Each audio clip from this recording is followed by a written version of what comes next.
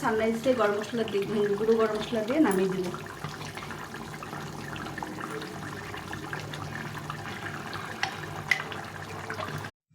Hello বন্ধুরা, তোমরা কেমন আছো? আশা করি ভালো আছো। আজকে রুই মাছ নিয়ে এসে মাছটা রান্না করব।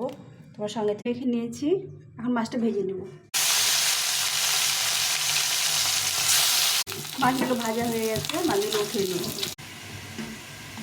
আলুটা ভাজা হয়ে গেছে, আলুটা উঠিয়ে দেবো আর জিরে ফোড়ন দিলাম।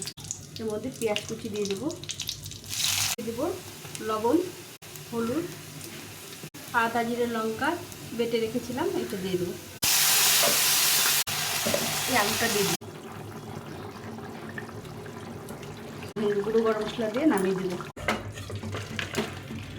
রেসিপিটা কেমন লাগলো অবশ্যই কমেন্ট করে জানিও। ভালো লাগলে লাইক শেয়ার সাবস্ক্রাইব করে পাশে থেকো।